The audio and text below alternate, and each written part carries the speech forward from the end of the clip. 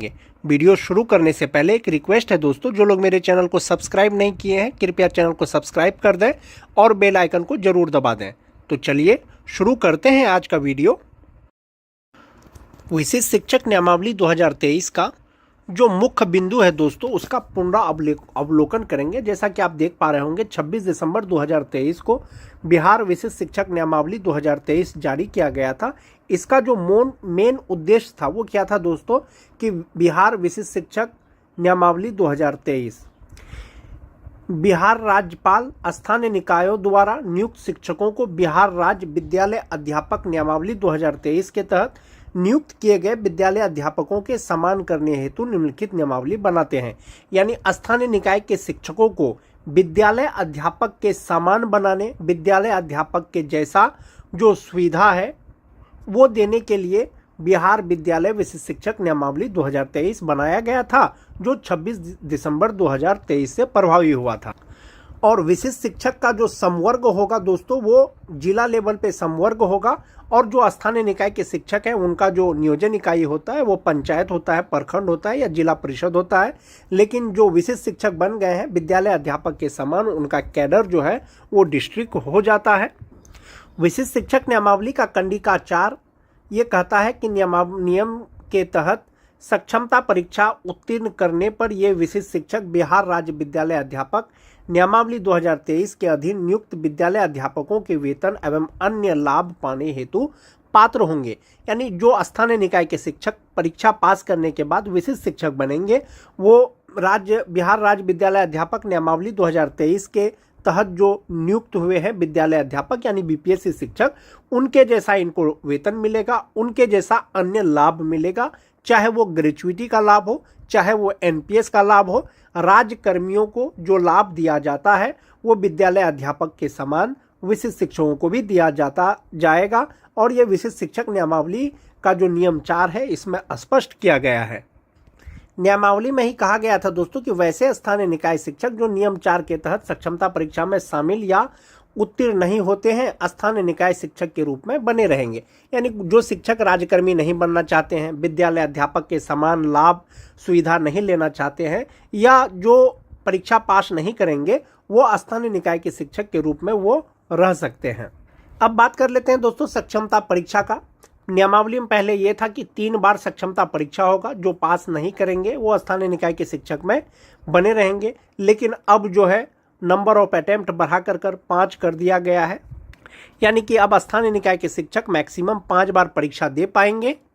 विशिष्ट शिक्षक नियमावली का जो मोस्ट इंपोर्टेंट पॉइंट है दोस्तों, वो है पॉइंट 7, पॉइंट 8 और पॉइंट 9। बारी बारी से इसका चर्चा करेंगे। जो पॉइंट नंबर 7 है दोस्तों, इसमें वरीयता से संबंधित है। यानी विशिष्ट शिक्षकों का जो वरीयता क्रम होगा, जो सीनियर होंगे जूनियर होंगे वो किस प्रकार से होंगे। तो नियमावली में दिया गया है कि जिला स्तर पर विशिष्ट शिक्षकों की एक वरीयता सूची संधारित की जाएगी।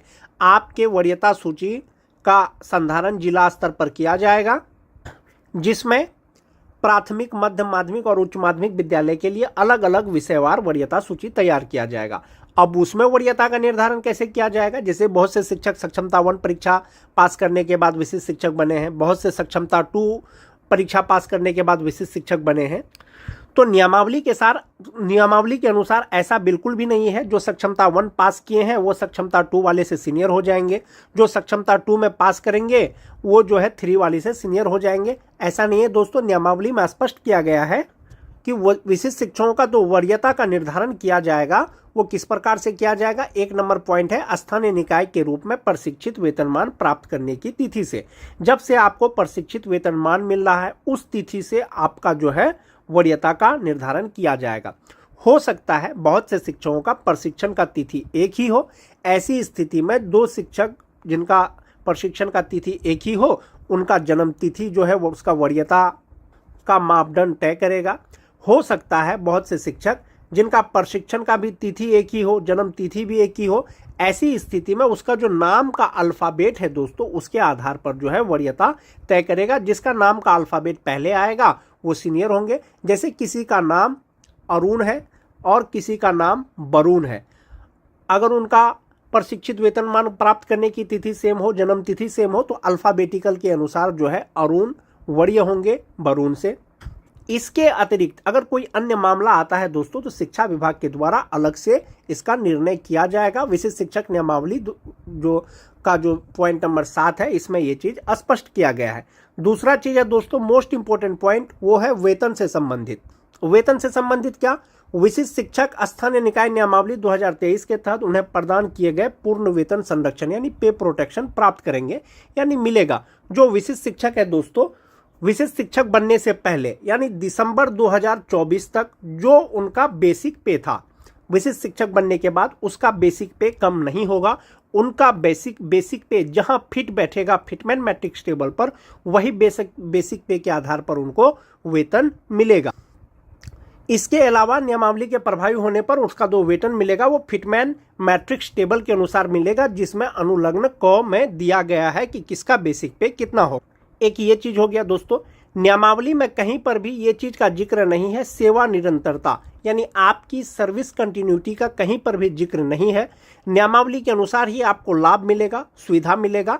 एक चीज आप ऐसे मान सकते हैं कि जैसे कि आपको पे प्रोटेक्शन का लाभ दिया जा रहा है, यानी कि आपका बेसिक पे कम नहीं होगा, तो नियमावली में इसको दर्शाया गया है।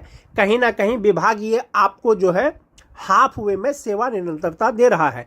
यदि आपको हाफ वे में नियमावली के अनुसार अगर लाभ नहीं देता तो वेतन संरक्षण का लाभ नहीं देता, वेतन संरक्षण का लाभ दिया जा रहा है, तो कहीं ना कहीं वो ये मान रहे हैं कि आप पहले से कार्य कर रहे हैं। लेकिन जहां तक बात सर्विस कंटिन्यूटी का बात है, उसका जिक्र नहीं किया गया दोस्तों। नियमावली में सिर्फ और सिर्फ आपको पूर्ण वेतन संरक्षण का लाभ मिलेगा, इसका जिक्र किया गया है। फिटमैन मैट्रिक्स टेबल के अनुसार आपको वेतन मिलेगा, इसका जिक्र किया गया है। और फिटमैन मैट्रिक्स टेबल जो होगा वो अनुलग्न क के अनुसार आपको वेतन मिलेगा, इसका जिक्र किया गया है। इसके अतिरिक्त यदि अन्य कोई लाभ दिया जाएगा जैसे सर्विस कंटिन्यूटी या सेवा निरंतरता, संभवतः दोस्तों नियमावली में संशोधन होगा या विभाग इसके लिए अलग से आदेश जारी करेगा। आपका जो प्रोन्नति होगा दोस्तों वो लगातार 8 साल सेवा के बाद होगा, लेकिन ये 8 साल जो होगा वो आपके विशिष्ट शिक्षक के रूप में प्रथम योगदान की तिथि से माना जाएगा। कोई शिक्षक मान जाते हैं 1 जनवरी 2025 को विशिष्ट शिक्षक बने हैं, तो वो प्रोन्नति लेने योग्य होंगे 1 जनवरी 2033 के बाद। और जो प्रमोशन होगा वो इसी के आधार पर होगा। 1 to 5 के जो विशिष्ट शिक्षक हैं 6 to 8 के बनेंगे, जो 6 to 8 के हैं वो 6 to 8 के वर्य, जो 9 10 के हैं वो 11 12 के, जो 11 12 के हैं वो 11 12 के वर्य विशिष्ट शिक्षक बनेंगे। ये प्रोन्नति लेने के लिए आपका जो एसेंशियल क्वालिफिकेशन है वो होना चाहिए। जैसे कि बेसिक ग्रेड के शिक्षक हैं, स्नातक ग्रेड के शिक्षक बनने के लिए जो क्वालिफिकेशन चाहिए अगर वो होगा और रिक्ति रहेगा तो आपका पदोन्नति उस समय कर दिया जाएगा, 8 साल की सेवा के बाद किया जाएगा। विशिष्ट शिक्षक का जो संशोधित नियमावली है दोस्तों वो 19 दिसंबर 2024 को प्रकाशित किया गया है और इसमें स्पष्ट किया गया है जो विशिष्ट शिक्षक नियमावली का नियम 4 है, सक्षमता परीक्षा से संबंधित। क्या विभाग अपने द्वारा एक सरकारी एजेंसी के माध्यम से सभी कार्यरत स्थानीय निकाय के शिक्षकों के लिए सक्षमता परीक्षा आयोजित करेगा, और वो जो एजेंसी होगा वो BSEB यानी बिहार विद्यालय परीक्षा समिति होगा। सक्षमता परीक्षा नियमावली के प्रवृत्त होने की तिथि से 2 वर्ष की अवधि में आयोजित की जाएगी। प्रत्येक स्थानीय शिक्षक को सक्षमता परीक्षा उत्तीर्ण करने हेतु 5 अवसर प्रदान किए जाएंगे। पहले नियमावली में सिर्फ 3 बार का जिक्र था दोस्तों, चूंकि अब आपको 5 बार दिया जाना है तो उस पर संशोधन किया गया है। उसी तरह से यदि आपको सेवा निरंतरता या सर्विस कंटिन्यूटी का लाभ दिया जाएगा या अन्य कोई लाभ दिया जाएगा तो संभवतः नियमावली में संशोधन होगा या विभाग द्वारा आदेश जारी किया जाएगा। फिलहाल विशिष्ट शिक्षक बनने के बाद जो विद्यालय अध्यापक हैं यानी BPSC शिक्षक है उसके अनुरूप आपको वेतन लाभ वो मिलेगा। पहले जो विशिष्ट शिक्षक नियमावली था दोस्तों उसमें था कि एलोटेड डिस्ट्रिक्ट में आपको कहीं भी पोस्टिंग दिया जाएगा विशिष्ट शिक्षक बनने के बाद, लेकिन नियमावली में संशोधन करने के बाद ये कहा गया कि आप जिस विद्यालय में कार्यरत हैं वहीं पर आप विशिष्ट शिक्षक के रूप में योगदान करेंगे। जिस दिन आप विशिष्ट शिक्षक के रूप में योगदान करेंगे उस दिन आप स्थानीय निकाय के शिक्षक के पद से स्वतः विरमित समझे जाएंगे और विशिष्ट शिक्षक का भी स्थानांतरण हो पाएगा। तो इस तरह से दोस्तों विशिष्ट शिक्षक नियमावली 2023 में संशोधित किया गया था और इसमें जो सर्विस कोड है, कुछ सर्विस कोड जोड़े गए थे दोस्तों। जहां तक बात वेतन का है दोस्तों, विशिष्ट शिक्षकों का जो बेसिक पे होगा उसी के आधार पर उनको बेसिक पे जो है उनका ग्रॉस सैलरी बनेगा, वो उनको वेतन का भुगतान किया जाएगा। लेकिन उनका जो बेसिक पे होगा वो कितना होगा, सबसे पहले जो अनुलग्न क है दोस्तों फिटमैन मैट्रिक्स टेबल है, जिसके अनुरूप विशिष्ट शिक्षकों को जो वेतन मिलेगा वो देख लेते हैं। कितना आपका बेसिक पे बैठेगा, यानी आपका बेसिक पे किस फिटमैन फैक्टर पर या फिटमैन मैट्रिक्स पर आपका फिट बैठेगा, जिसके अनुसार आपको वेतन मिलेगा। ये फिटमैन मैट्रिक्स का टेबल है दोस्तों। जो भी विशिष्ट शिक्षक बने हैं उसमें या तो 1 to 5 के शिक्षक होंगे, 6 to 8 के होंगे, 9 10 के होंगे और 11 12 के होंगे। ये सारे शिक्षक होंगे दोस्तों। और जो विशिष्ट शिक्षकों का शुरुआती मूल वेतन होगा दोस्तों, जो स्टार्टिंग मूल वेतन है वो बेसिक ग्रेड का वो 25,000 से स्टार्ट है, 6 to 8 का 28,000 से स्टार्ट है, वहीं पर 9 10 का 31,000 से स्टार्ट है और 11 12 का 32,000 से स्टार्ट है। ये उनका मूल वेतन है। 2022 के यानी जो छठा फेज के शिक्षक हैं दोस्तों, उनका मूल वेतन को छोड़ करके बाकी जितने भी नियोजित शिक्षक हैं, जो विशिष्ट शिक्षक बने हैं, चाहे वो 2003 के हो, चाहे वो 2006 के हो, चाहे वो 2010 के हो, चाहे वो 2013 के हो, चाहे वो 2016 के हो, उनका जो है एक तरह से मैट्रिक्स जारी कर दिया गया है दोस्तों। फिटमैन मैट्रिक्स के अनुसार, पे प्रोटेक्शन के अनुसार आपका मूल वेतन कितना होगा वो आप इस टेबल से देख सकते हैं दोस्तों। 2022 का 6th फेज वाले को छोड़ करके इसलिए कह रहा हूं दोस्तों, उनका जो मूल वेतन है अभी जो 2024-25 में जो उनका मूल वेतन बनेगा दोस्तों, वो एक इंक्रीमेंट के साथ भी वो 25,000 से कम होगा। अभी 2024 में जो उनका मूल वेतन था नियोजित रहते हुए छठा फेज वाले का, वो 22,600 रुपया था। और एक इंक्रीमेंट जैसे ही इसमें लगेगा दोस्तों, 23,000 समथिंग हो जाएगा उनका मूल वेतन, जो 25,000 से कम होगा। जब तक शिक्षा विभाग का कोई दिशा निर्देश नहीं आ जाता है दोस्तों, तब तक ये मान के चलें कि जो 6th फेज के जो नियोजित शिक्षक हैं, जो विशिष्ट शिक्षक बने हैं, उनका मूल वेतन 1 to 5 का बेसिक ग्रेड का 25,000 से स्टार्ट होगा और वहीं पर 6 to 8 का 28,000 से स्टार्ट होगा। 6th फेज को छोड़ करके दोस्तों बाकी जितने भी नियोजित शिक्षक हैं 2022 से पहले के, 2016 के, 2013 के, वो कोई भी नियोजित शिक्षक का दोस्तों मूल वेतन अभी जो है 25,000 से कम नहीं है, 25,000 से ज़्यादा ही है। 26,210 है, 27,000 समथिंग है। तो उसी के अनुसार जो है फिटमैन मैट्रिक्स के अनुसार जो है उनको वेतन मिलेगा जो विशिष्ट शिक्षक बने हैं। उससे पहले एक नियमावली का पुनरावलोकन करना चाहेंगे दोस्तों। विशिष्ट शिक्षक नियमावली 2023 का दोस्तों ये वाला जो पॉइंट नंबर 8 है, ये बहुत इंपॉर्टेंट है। विशिष्ट शिक्षक स्थानीय निकाय नियमावली 2020 के तहत उन्हें प्रदत्त किए गए पूर्ण वेतन संरक्षण यानी पे प्रोटेक्शन का लाभ मिलेगा दोस्तों। मूल वेतन किसी भी विशिष्ट शिक्षक का नियोजित शिक्षक से कम नहीं होगा, ऐसा नियमावली में लिखा हुआ है। और 6th फेज यानी 2022 वाले नियोजित शिक्षकों को छोड़ करके बाकी कोई सा भी शिक्षक का दोस्तों मूल वेतन 25,000 से कम नहीं है, 25,000 से ज़्यादा ही है। संभवतः उनका जो मूल वेतन होगा नियमावली के अनुसार वो 25,000 से ज़्यादा, यानी उससे अगला इंक्रीमेंट वाला हो सकता है, उससे अगला इंक्रीमेंट वाला हो सकता है। दूसरा पॉइंट है दोस्तों, इसके अलावा इस नियमावली के प्रभावी होने पर उनका वेतन फिटमैन मैट्रिक्स के अनुसार दे होगा। फिटमैन मैट्रिक्स के अनुसार दे होगा मतलब दोस्तों आपको सेवा निरंतरता नहीं मिलेगा, लेकिन जो वेतन मिलेगा वो आपको फिटमैन मैट्रिक्स के अनुसार जहां पर फिट बैठेगा आपका मूल वेतन, उसके अनुसार आपको वेतन मिलेगा। उसके बाद है दोस्तों अन्य भत्ते राज्य सरकार की प्रचलित दरों के अनुसार महंगाई भत्ता, मकान किराया भत्ता, चिकित्सा भत्ता और शहरी परिवहन भत्ता शामिल होगा इसमें। दूसरा चीज है दोस्तों जो 8.3 है, ये विशिष्ट शिक्षक नियमावली 2023 का ही एक पार्ट है दोस्तों। फिटमैन मैट्रिक्स अनुलग्न क के अनुसार होगा। अनुलग्न क में जो फिटमैन मैट्रिक्स यानी जो वेतन दिया गया है दोस्तों उसके अनुसार वो वेतन मिलेगा। और फिटमैन मैट्रिक्स इस नियमावली के अनुसार विशिष्ट शिक्षक की नियुक्ति को इंगित करता है, यानी मूल वेतन के ही अनुसार पता चल जाएगा कि आप विशिष्ट शिक्षक हैं या नियोजित शिक्षक हैं। अब हम लोग वो जो फिटमैन मैट्रिक्स का जो लिस्ट है दोस्तों उसको देखते हैं एक बार फिर से। बहुत से शिक्षकों का दोस्तों मूल वेतन 26,210 रुपया है, लेकिन 26,210 का फिटमैन मैट्रिक्स का अनुसार हुआ कि उनका जो मूल वेतन है वो कहां पर फिट बैठ रहा है। तो 26,210 के आगे वाला उससे कम मूल वेतन नहीं मिलेगा दोस्तों। तो 26,210 से कम 25,750 है जो उनको नहीं मिलेगा, तो उससे अगला वाला उनको मिलेगा। तो 26,210 रुपया जिनका मूल वेतन है नियोजित रहते हुए था, उनका जो है विशिष्ट शिक्षक बनने के बाद वो 26,520 रुपया हो जाएगा। उसी तरह से 27,010 रुपया एक शिक्षक का 2013 या 2016 के शिक्षक होंगे जिनका मूल वेतन 2024 में 27,010 रुपया था, यदि वो विशिष्ट शिक्षक बन गए हैं तो उनका मूल वेतन 27,010 से कम नहीं होगा। तो 27,000 से 10 से कम नहीं होगा तो उसके आसपास वाला फिट जो है वो है 27,320 रुपया। यानी 2024 में जो नियोजित शिक्षक का मूल वेतन 27,010 रुपया था, अब उनका मूल वेतन हो जाएगा 27,320 रुपया। इसी के आधार पर आप लोग इस चार्ट के माध्यम से अपना अपना मूल वेतन देख सकते हैं दोस्तों। जो 2003 के नियोजित शिक्षक थे उनका मूल वेतन 30,420 रुपया था 2024 में, और 2025 में जो है 31,000 समथिंग हो गया था। तो 30,420 से कम नहीं होगा मूल वेतन, तो उनका अगला इंडेक्स 30,750 रुपया होगा। यदि एक इंडेक्स का लाभ और देता है, इंक्रीमेंट का लाभ यदि गवर्नमेंट उनको देती है, तो 31,000 समथिंग उनका मूल वेतन होगा दोस्तों 2025 में नियोजित शिक्षक का। तो उसका अगला जो इंडेक्स हो जाएगा वो 31,670 रुपया हो जाएगा। वो इसी हिसाब से दोस्तों सभी प्रकार के शिक्षकों का ये वेतन की गणना है चार्ट के अनुसार, फिटमैन मैट्रिक्स के अनुसार, कि आपका जो मूल वेतन है कहां पर फिट बैठ रहा है। वहीं पर अगर 6 to 8 की बात करेंगे दोस्तों, 28,000 से उनका मूल वेतन स्टार्ट है, और जो 2013-2016 के जो नियोजित शिक्षक हैं, जो विशिष्ट शिक्षक अभी बने हैं, उनका मूल वेतन किसी का भी 28,000 से कम नहीं है, स्नातक ग्रेड का भी।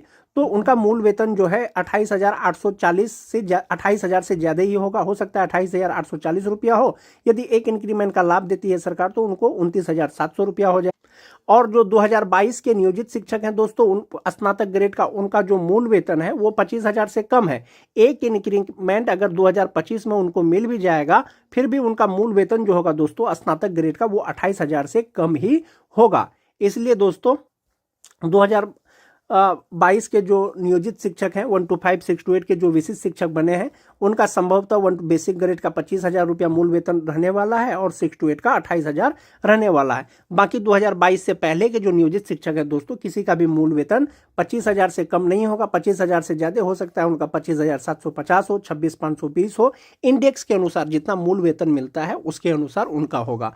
और दोस्तों जैसा कि नियमावली में जो है प्रोन्नति का भी बात कहा गया है, यानी कि विशिष्ट शिक्षकों को प्रमोशन मिलेगा, एक तरह से प्रोन्नति मिलेगा। तो प्रोन्नति किस प्रकार से होगा? जो विशिष्ट शिक्षक आज के डेट में ग्रेजुएट हैं, मान जाते हैं वो बेसिक ग्रेड में वो शिक्षक है, विशिष्ट शिक्षक बन गए हैं और वो आज के डेट में ग्रेजुएट हैं, 8 साल यदि वो सेवा कर लेते हैं दोस्तों, 8 साल के बाद उनका प्रमोशन होगा यानी प्रोन्नति होगा। तो 8 साल बाद उनका जो मूल वेतन होगा वो 30,750 रुपया होगा। यदि योग्यता उनका बराबर है यानी ग्रेजुएट है वो आज के डेट में, तो 8 साल बाद जो उनका प्रोन्नति होगा, प्रमोशन होगा दोस्तों, वो 6 to 8 के पद पर हो जाएगा और उनका मूल वेतन 34,440 रुपया हो जाएगा। यानी 30,750 से सीधा 34,440 रुपया।